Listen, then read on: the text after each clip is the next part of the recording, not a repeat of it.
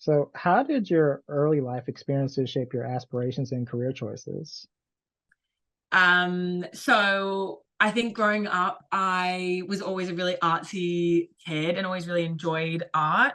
But I had parents who were kind of like, would always say, oh, well, you need to have like a proper job and all that sort of stuff, which I think is bad advice. But that meant I kind of looked for like practical ways to enjoy art. And I was always really interested in architecture. And then when I was like a teenager, I went to Hobbiton in New Zealand, like the Lord of the Rings set. And I just like thought it was incredible. And I remember saying to my mom at the time, like, how do I do this for a living? But it was kind of one of those like passing comments that my parents didn't take seriously. And then I went on to study architecture at university and like the realism of architecture and how it's a really underpaid and underappreciated industry, which is really it's really unfortunate.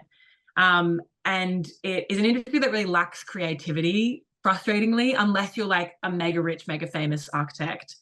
So that kind of led me down an avenue of like, I want to work in set design and set construction. And I think for some people, when they say or when people say artist, I think some people are like people who just paint. I think that's what Yeah. some people still go to automatically when they think of an artist. And it's interesting. I've heard the stories of people telling their parents they want to be artists and parents having different reactions to that. And Totally. I feel like with some people, you have to explain to parents about combining the art with like, how does this make money? Because that's Literally. what a lot of parents are thinking about, honestly, about, okay, how does this make money? Like, I want you to be happy, but how does this make money? And Yeah. so Yeah. it's interesting that you mentioned architecture because I reached out to you because you were a construction drafts person on Yeah. Furiosa, and I've never talked to a construction drafts person before. So you're the first person in that field who I'm talking to in that Nice. regard. So describe the work that you do and how is it different from what people might imagine that it is? Being a construction drafts person is a really fun job. I think it's definitely if you're someone who has studied architecture and you want to work in film, being a construction drafts person is like a great way to step into film. Pretty much what you do as a construction drafts person is the art department will come up with the designs and the concepts themselves, and they will often model them in some form of 3D CAD, and then they send it to a construction department. And by send it, I mean they walk three doors down in whatever studio you're working in, and they say, "Hey, I have this 3D model. Can you figure out how to build it?" And so you work with a big team of construction people who, at least on the job I was on, were much smarter than me and really helped me to figure out how to break down these models from the art department into something that could be practically built on set. And so you have like a bunch of steel workers and carpenters, scenic people, painters, plasterers, and you're working with all of them, and they're all kind of experts in their own little field, but you as a construction drafts person are doing like plans, sections, or breaking down drawings for like a CNC cutting machine, like a big laser cutter for timber pretty much. So for example, on Furiosa, there's heaps of rock walls in that movie. I haven't even seen it yet, but from what we built, there's a lot of rock walls, and all of those were made from a mesh CAD model that was then broken down into almost like puzzle pieces of timber that then were plastered on top of each other. So the construction drafters, we pretty much took these mesh models and figured out how to make that kind of timber puzzle piece, um, so that we could build rock walls, which is like a weird thing to Mm. build. It was super fun though. I really enjoyed it. Yeah, I can definitely tell just by the way you're talking about the passion you have for it. And so it's like they give you kind Yeah. of like a physical 3D model, kind of like a small Yeah. miniature. Oh, okay, okay. And Yeah. so, because we're both children of the 1990s, what Yes. has your career journey been like working in the film industry so far? Um, it's had its ups and its downs. I think I've only been working in film for about 3.5 years now. Um, And also the strikes that happened last year have significantly impacted my career. I 100% in support of them. I'm really glad they happened, but it meant that there was no jobs for a big chunk of last year. And a lot of people I know in film have found that really hard. But I think I was really lucky. I would never wish COVID to happen, but because COVID happened, a lot of films came down to Australia, which is where I studied and grew up.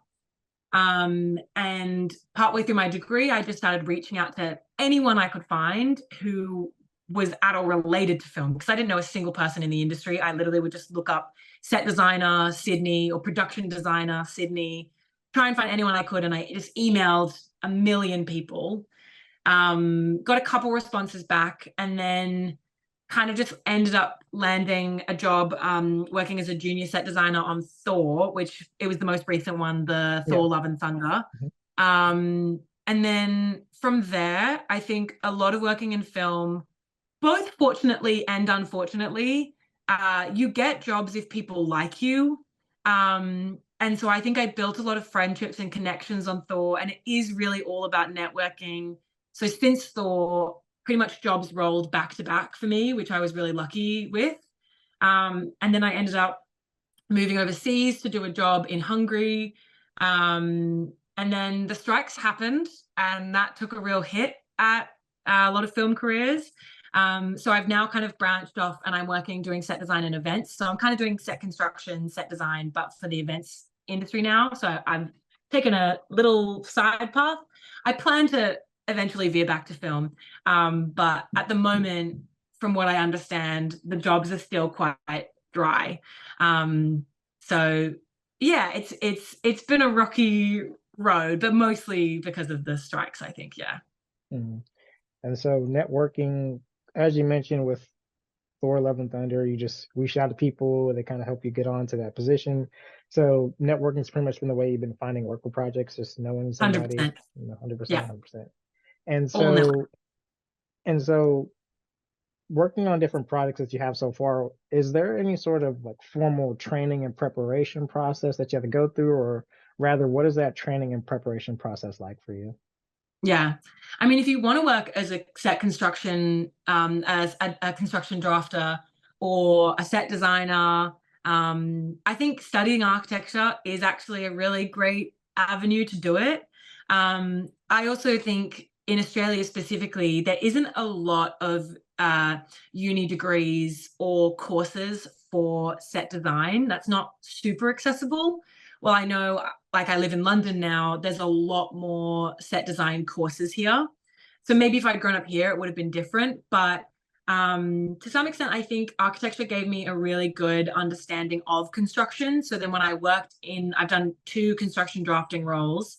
When I did both of those, I think I felt a lot more equipped than maybe what I would have felt if I'd done a design course. And the only other thing I would recommend is learning CAD. I think if you're going to be a construction drafter, you have to know a CAD program. From what I understand in film, the program Rhino 3D is the most popular CAD program that's being used. So if like there's anyone listening who wants to know what program to teach themselves on the side, I'd recommend Rhino 100%. And I've actually heard of, I think I've had some people I know mention Rhino before who I went to a university with. And going back to Furiosa, what was it like for you to work on Furiosa? And what were your day-to-day responsibilities on set? It was a really fun job. It was one of the longest film jobs I've been on, because most film jobs are pretty short. They could be between like 3 to 6 months, and I was on Furiosa for like 9, I think, or maybe even 10. And it was all through Australian summer, so it was hot every day. And we worked in this random warehouse in Western Sydney, building lots of rocks. It was like just endless amounts of rocks is what we built on Furiosa. And there was other things, but it was like honestly 90% rocks. It was a pretty small team in the construction office, a big construction floor team, like the guys who were actually building the stuff, But in the office, there was only me and one other construction drafter. And it was a really fun atmosphere. Like our day-to-day jobs were pretty much, like I said before, taking models from the art department, breaking them down so that they could be built. And then a lot of that also involves going down to the actual construction floor and chatting to the builders, because you learn nothing by sitting in an office, even though our job as a construction drafter is pretty office based. You have to go down to the floor and chat to the builders because they're the experts and they know everything. Like they're so talented. And if you give them the time of day, they'll teach you whatever you want to know. So a lot of my day would be modeling in CAD and then going down to the construction floor, seeing stuff that had been built and kind of learning from there. And I still felt like such a baby on Furiosa. It was my third job. So I felt like I didn't know what I was doing still. So it was a real, like, I was learning a lot on that job, which was cool. And just like learning from the people who had been in film for like 20, 30 years. Um, but yeah, that was kind of what it was like working on Furiosa. And so when you're saying break stuff down, you're talking about creating a 3D model and kind of like in the program, making a 3D model of what the art department did, and then sort of explaining that to those on the floor constructing that. What you mean by kind of like breaking that down? Yeah. Okay. Oh, so like, oh, like talk about that more, or Oh, I were you just just want to clarifying? clarify. Well, yeah, just Yeah, clarifying what you mean by breakdown. Okay. yeah, Yeah. 100%. That was it. That seems fun. That reminds me of being in a elementary school art class where the teacher is saying, "Hey, here, just do this for the day." That's what it seems like. So it's Honestly, kind of like a film version of that, especially on the computer. pretty And much. and it's interesting. Now I'm thinking, so thinking forward, just moving forward, what are work related goals that you have for yourself being in this industry moving forward? I think I do want to eventually head back into film. I really love working doing set construction and set design and events. And it's pretty similar, to be fair. Like the stuff we do at the company I work for now is really similar to film. My little kind of personal goals, I really want to work in the props department on a period drama. So like something like a Bridgerton-esque TV Yeah. show, I would love. Mostly because the intricacy of working on something that's from a different era would be so fun. And I've done a lot of sci-fi, which I love and is really fun. But I would love to do some form of set construction or design for like old houses or little intricate detailed props, something like that. I think also one of the best pieces of advice I got from the head of construction on Furiosa was, if you want to be a good set designer, work in different departments in film while you're young. So I think some of my goals are also, I would love to try doing a job on the construction floor. So like maybe doing a scenic paint job, or working in set decoration, like some of the other departments, and then eventually heading back in a set design direction. Just because I think it's really good to have an overall understanding of all of the artistic departments on film, so that when you're eventually, obviously, long-term goal, production designing on a film, you have an understanding of all of the different departments that you're navigating. So yeah, I think some of my goals are just, yeah, trying to expand my experience across the different departments in the artistic film world. Okay, nice. And so, just based on the experience that you've had so far, what advice would you share for those that you haven't already mentioned before? What advice would you share for those looking to be in the same job roles as you?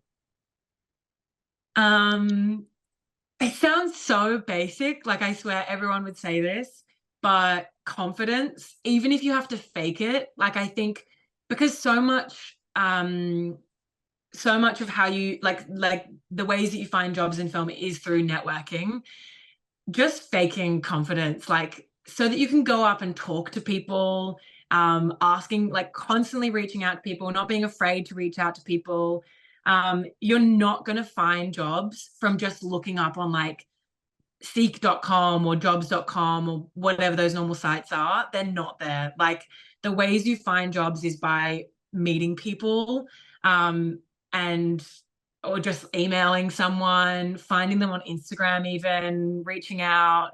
It's the only way that it's done, unfortunately. There's a couple websites where you can link up with people, but it's pretty hard. And so I think having a realistic understanding that getting into film can be really tricky, I think is also important. But if you go in with confidence and if you're really dedicated to like, I'm going to reach out to anyone I can find, then getting in, I think anyone can do it. And I've seen it be done multiple times by people who have been in a really similar position to me and have managed to find their way into film. And then that continues on from there for getting more jobs. Like if you're confident and if you chat to people who are, you might be afraid to chat to because they might seem higher up than you on a job, they might be able to get you a job further down the line. And then you'll eventually start getting to a point where people will start reaching out to you and saying, hey, can you come work on my job? And so then hopefully they keep rolling from there. So it's such a basic piece of advice, but honestly, just confidence in like being able to network and talk to people is really important. It's what you're saying. It's pretty much the real life equivalent of playing a role playing game where you play as this character who has to build their social status, rank, Yeah, rank. That's definitely what I'm getting at. And for real. just in a well, you kind of already answered the next question I'm about to ask, but in a more generalist sense for the film industry, what advice would you have for those, even if it's not necessarily being construct working in construction, just general advice that you would share for people wanting to break in? I think I think everything I said about networking and emailing is all I'd say about people wanting to break in. I think the only other thing I'd say is that it's a really fun industry and I would highly recommend to anyone interested in trying to get in, but it's not regulated like normal jobs are. So you're working long hours, and you're kind of expected to not take time off until a job is finished. And people can be tough on you. And so yeah, it's not like for example, I'm working in a company now that has like a HR team and we have annual leave and all these things. In film, that is not the case. So being realistic about what you're going into is good, just so that you understand the expectations of film. Um, but it is also an extremely fun and like one of the most creative industries ever. And like a boring day on film is nowhere near as boring as I think any other job is. Because you're just, even when you're designing something boring, it's like, well, I'm designing some random thing that's going to be on the background of a set that like some famous actor's going to be in. And it's just cool. You can like motivate yourself because you're going to get to see it at the end of the day on this big screen. But I've seen people come in and go because they've found it too hard. So there is a level where like being realistic is kind of needed. Well, thank you, Caitlin, for sharing all of that. And that's kind of, I just talked to someone else too. They mentioned how, yeah, there's long hours. I mean, I used to work at a movie theater and it's kind of a similar thing too. Sometimes there are long hours. Your schedule changes on a weekly basis, maybe even Yeah, a day-to-day basis too. And you just have to be ready for whatever comes. And I think totally. that's really just the nature of the entertainment business. That's just the truth of it. You just really have to be For real. ready. Just always have to keep your head on the swivel. Definitely. Yeah. Yeah.